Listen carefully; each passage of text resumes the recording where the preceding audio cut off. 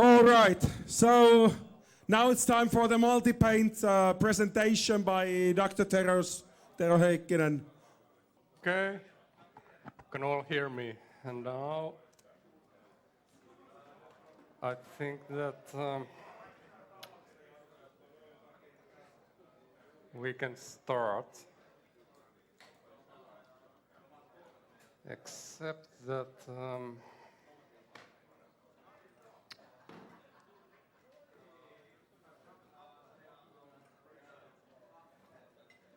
put it there.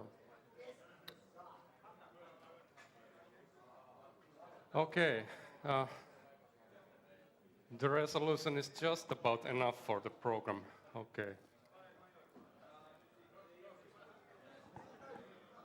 So, I'm Tero, Dr. TerrorZ, and I'm going to basically show my pixel drawing software, which I call Multipaint. I'm not going to spend time telling about the history of the program.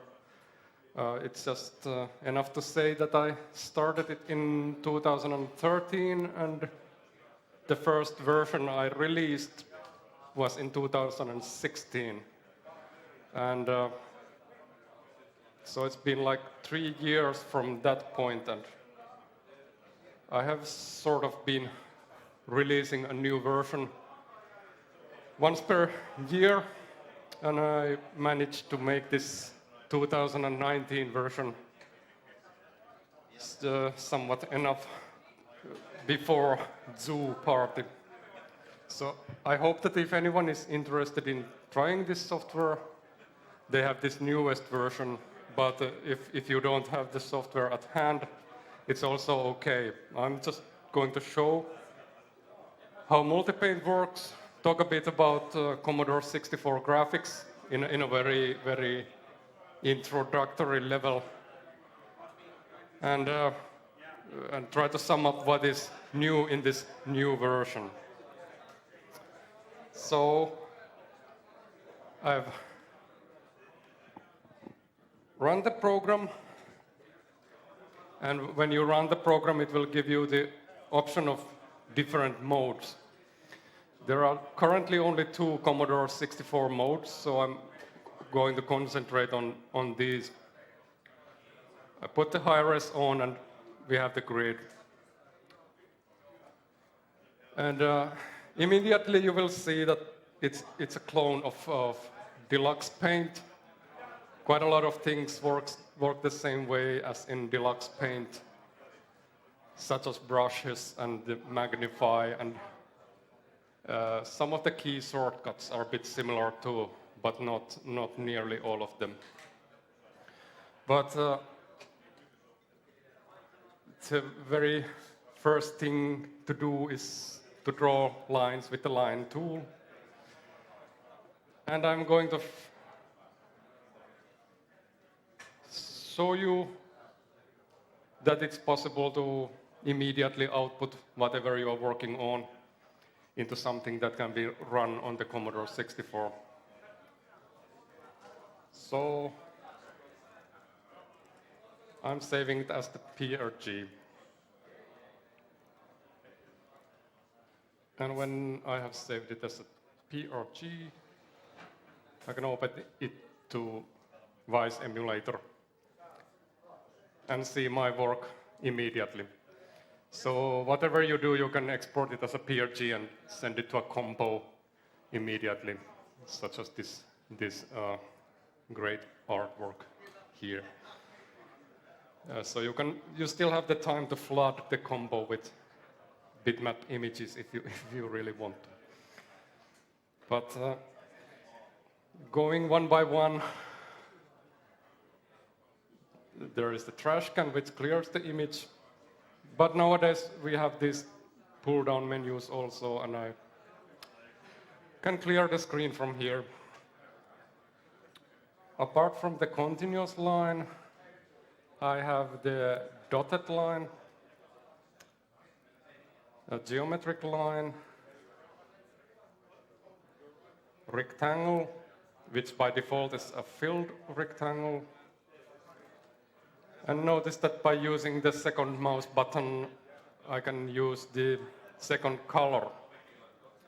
So if I draw the left button color is white and the right button is black, then I can use them to draw different kind of elements on screen. And this is one thing that has been copied from Deluxe Paint. Not many programs work this way today. One reason for this is that it's very quick to work with black and white compositions. So whatever I do, I can use the second mouse button to use the second color and the first mouse button to use the left color. Colors can be chosen. Multipaint sort of emulates the way the Commodore 64 color limitations work. So you cannot in high-res have more than 2 colors per 8 by 8 pixel square. And this is more clear from the magnify. I choose the magnifying glass tool and go deeper. But if you have a wheel mouse, then nowadays the wheel zoom is maybe the best way to zoom the image in and out. So now I'm in here and I can easily see that if I draw on these squares, if the color is something that doesn't fit the square, then it will try to change the color to white. But if I'm on a square where there is still only one color, I can of course draw freely. And this is quite the basic limitation of the high-res. But Multipaint does a kind of extra thing, which I believe for the most part is for the good, but in some situations it can be a bit of a problem, and I will tell about it now. Commodore 64 bit planes have like bits on and bits off, and then the color is on top of that in a sort of way. But Multipaint doesn't care if the bits are clear or not. So there is no difference between ink and paper, foreground or background. So if I draw these squares red, then Multipaint starts thinking that these squares should actually be background red. And I can continue drawing on them with another color. So this is something that most old Commodore 64 programs don't do. And why this is so, why did I choose to do it this way? Is because if there is a complex thing that, suppose I'm working on a thing like a face, what could work as a face? And it starts to have a huge amount of colors in it, much more than 2. This is probably going to be a very stupid example, but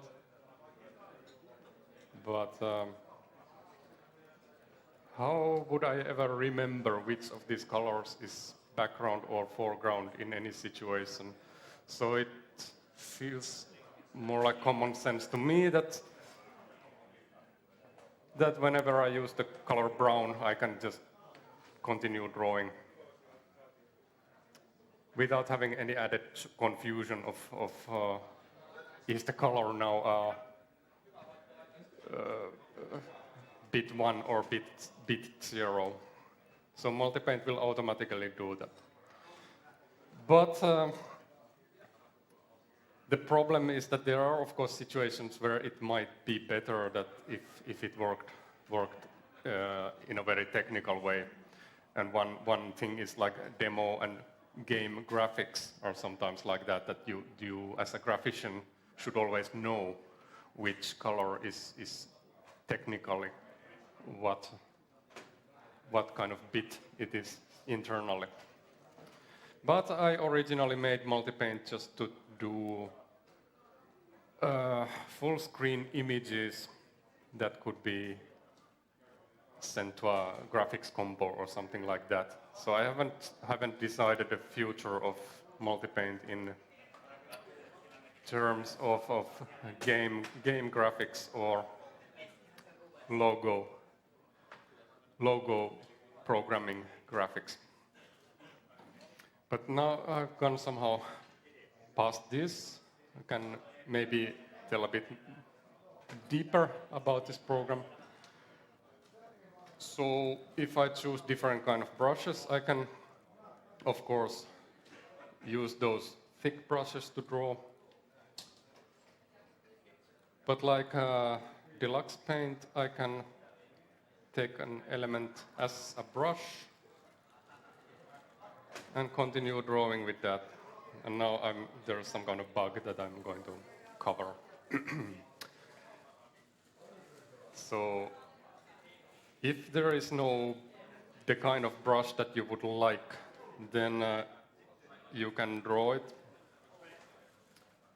grab it as a brush, and start working with that custom brush. If I take the Wacom now, so some kind of cartoon graphics might work out with this kind of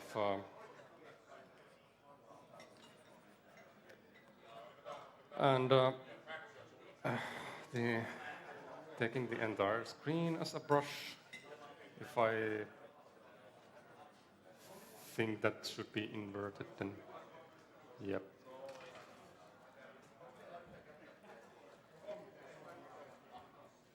And all the brushes also work with the other commands. There really is some kind of bug. I can use the brush as geometrical tool, change the color.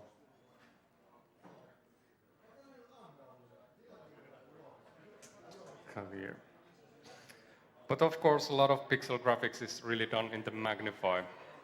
So, and this is one of the things that sort of works on all programs the same way. If you spend a lot of time doing things in magnify mode, you will. It doesn't matter so much which program you're using. But in Multipaint, I sort of hope that it would be possible to also draw and experiment things quickly and learn things about the Commodore 64 modes, sort of without having to know very deeply about how the Commodore 64 modes work.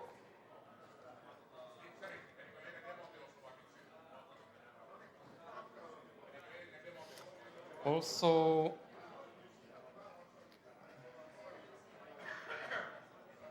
one thing that can be turned on is, of course, dither patterns.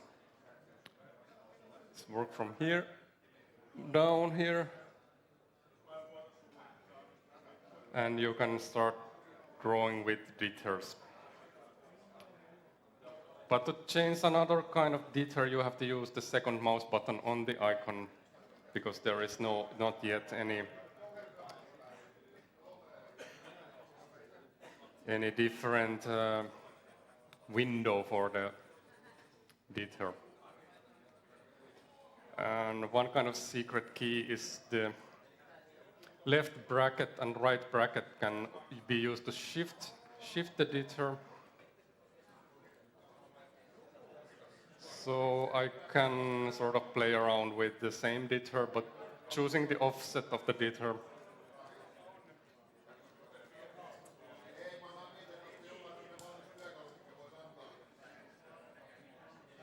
And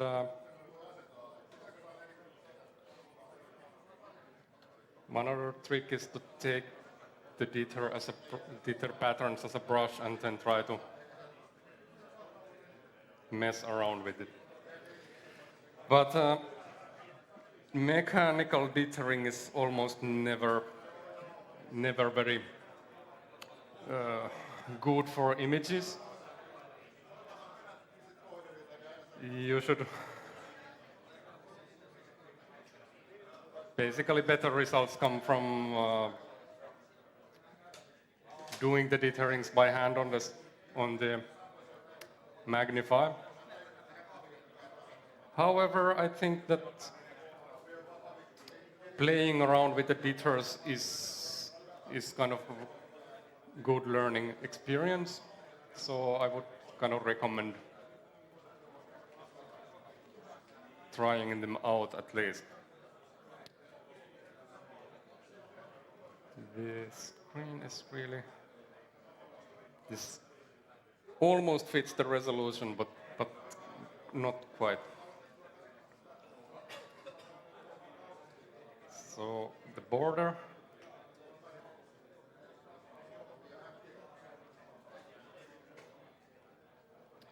And the high-res doesn't have a background. Every 8x8 square has their own 2 colors.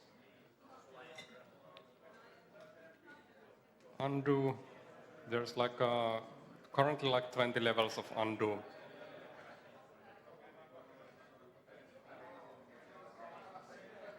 And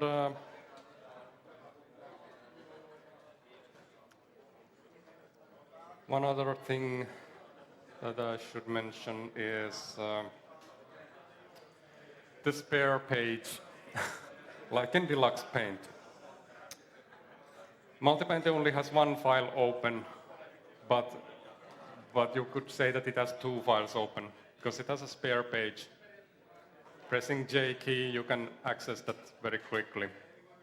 So if you want to work on some kind of small element on the spare page without bothering the front page, then you can do it there and maybe copy it to the front page. Switch it to like this. Okay, the transparency is not. Okay. Now, I don't know, is this a big beginnings of an image or not? Sometimes I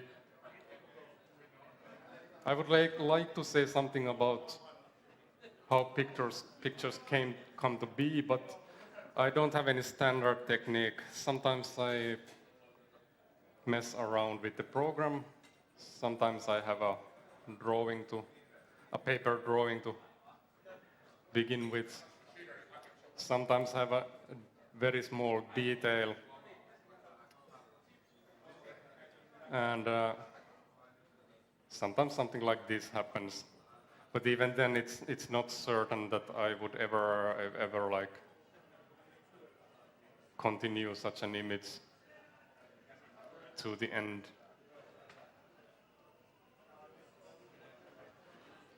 And an image like this that has been drawn in freehand, it's really time-consuming sometimes to work on the details and to make it into a finished image. But yeah, these were mostly the basic things. There are also some other funny, well, I can save this note somewhere.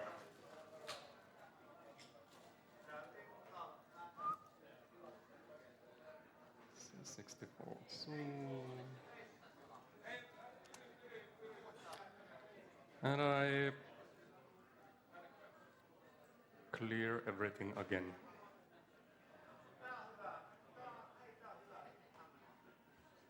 Now, what I would like to maybe say is the new thing in the 2019 version is, of course, these pull-down menus, which is, of course, a very normal thing to have, but Multipaint didn't have them before. So it should be now a bit more easier to use if you have never used it before.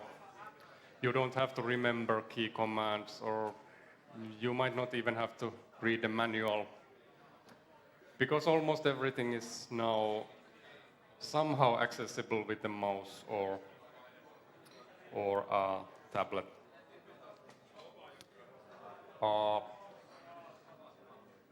Grids. Snap to grid. If you snap to grid, you can do this 8x8 graphics very quickly, and it's of course useful for the brushes.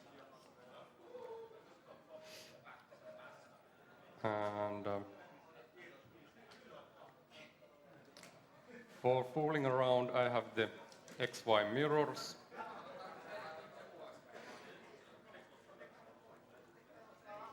Also copied from Deluxe Paint, and then the vertical mirrors on.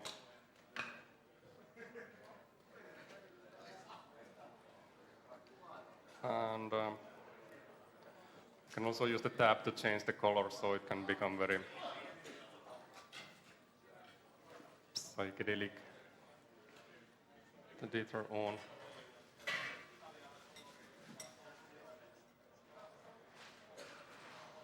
Yeah. And the one new thing is that sometimes you can get stuck that you have all these switches on. You can just reset everything, and then you will have all the switches are turned on, off, and you can continue drawing normally.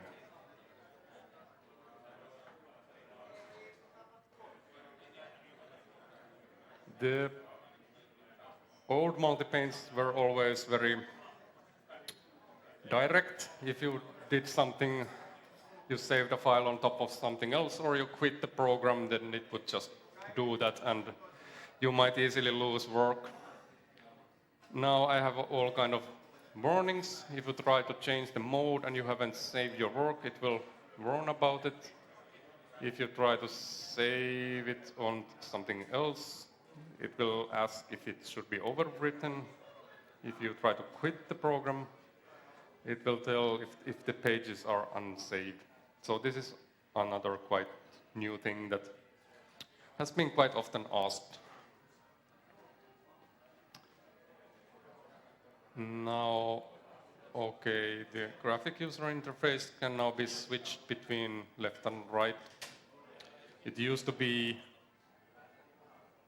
at right because Deluxe Paint had it on right, but most programs today have it on the left, so I gave the option. A preview window is here, but sadly it's not a true new window. Personally, I don't have so much use for a preview window because it doesn't really show it how it would look like on a Commodore 64, right? So why bother? But I have it there. Even before you could load different palettes, you can wait for a moment, something like this. You can now check it quickly into different palettes. I'm not sure if the change is so visible here, but something that used to be called the old Pepto palette, and then Pepto's later Colodor palette. Colodor actually would have those sliders and adjustable brightnesses thing, but I just took the basic color sorting. But it's also possible to load your own palette using the load option. And if we go to multicolor, you can now, in the past you had to reload Multipaint if you wanted to work on another mode, but now you can just switch between different modes.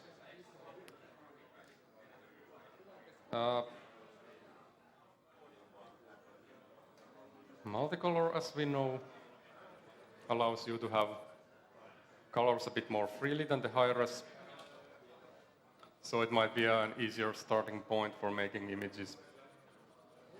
Again, Multipaint will try to fix things as you go along and fit the color in the square. So, and I think multicolor, if it gets stuck so that you cannot fit the color anymore, it also changes the underlying color to the current color.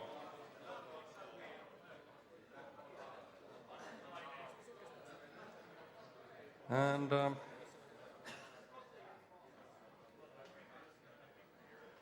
comes to multicolor. Could pick up some kind of bitter.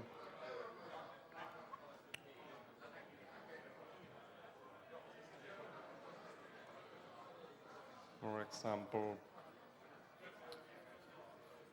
the vertical line bitter. Continue this color.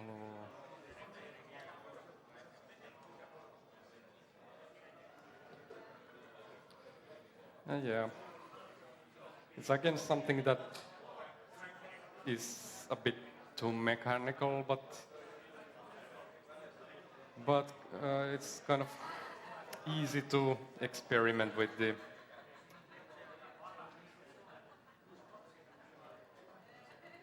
working with details that you might take a huge amount of time to do manually.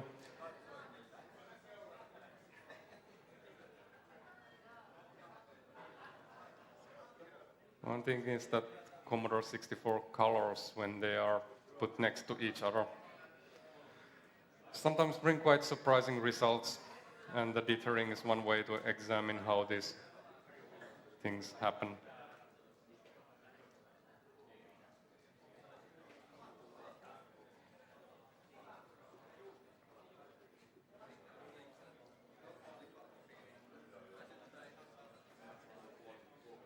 Yep.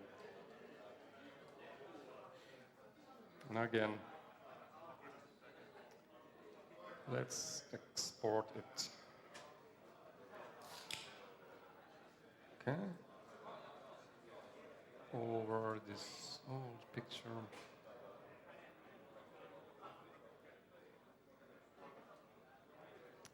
And load it on Vice, and we have the multicolor image on Vice.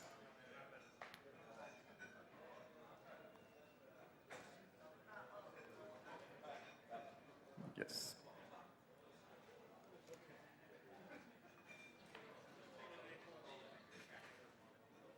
And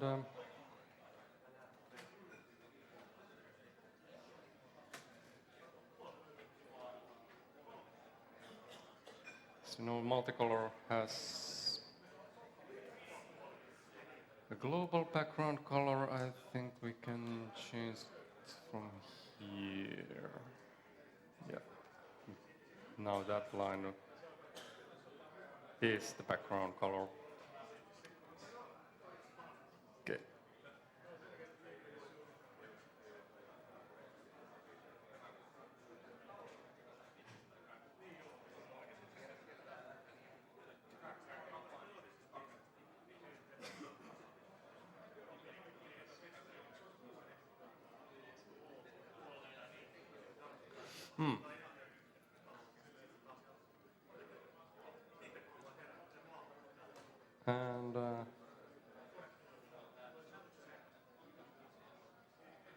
Yes, I think I've shown pretty much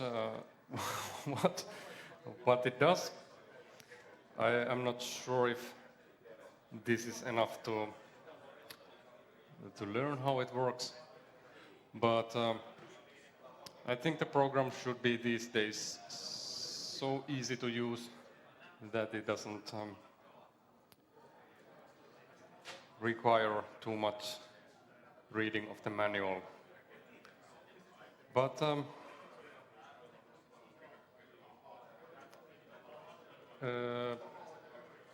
at this point, does anyone want to ask or say anything? There's some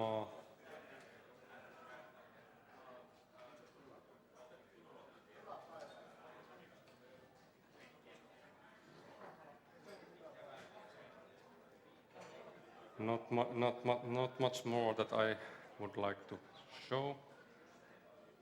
Perhaps just to have a peek at the other computer modes, because I think even if this is a Commodore party, it's maybe good to know that other graphics formats exist, such as the ZX Spectrum and the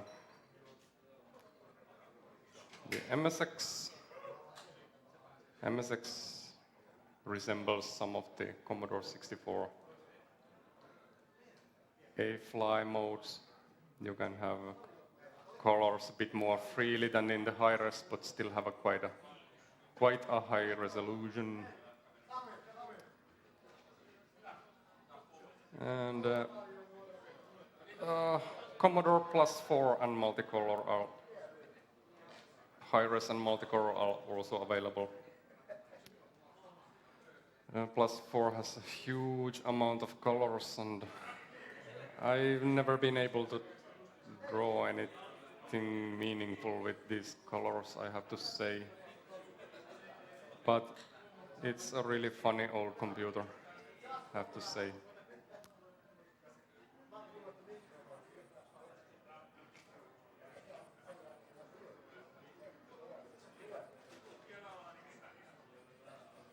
Yep, that was +4 multicolor.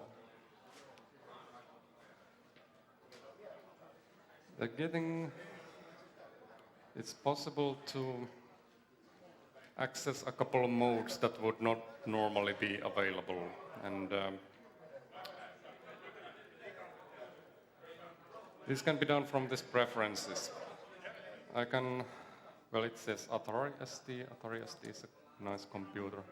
So if I have written Atari ST on the preferences and I start to, wow, it's in Atari ST mode. But the support for these kind of modes is not very complete.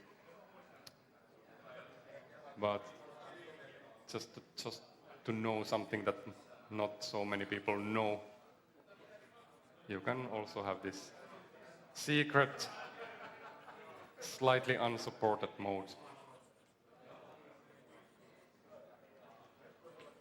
There is also a mode I call the Amiga mode, which has 32 colors.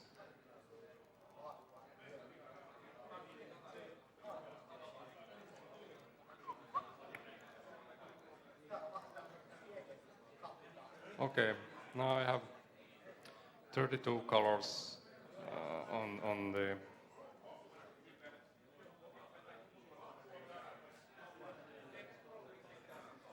bit like Amiga. But this is the future that I would perhaps start supporting these 16-bit modes also.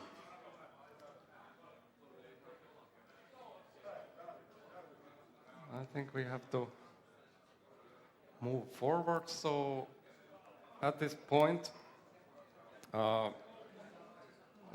thank you for this opportunity to be here presenting this program. If you have any problems with the program or some suggestion that what it should have, you can tell me directly or send me email.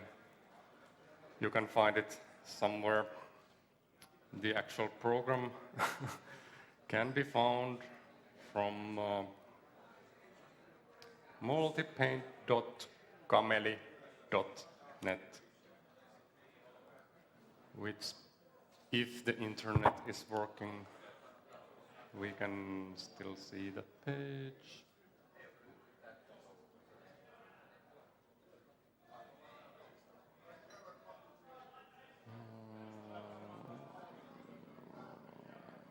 The years cannot be reached.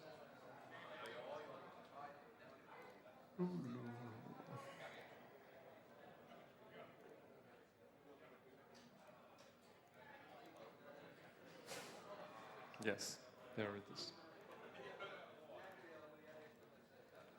So multipaint.cameli.net, and you will get all the information you need. The download is there for Windows, for Linux, for Mac. And the key shortcuts and the manual and all the list of the new features and a gallery of Multipaint works that have been sent to me in different modes. And my email address is there. Yes, thank you.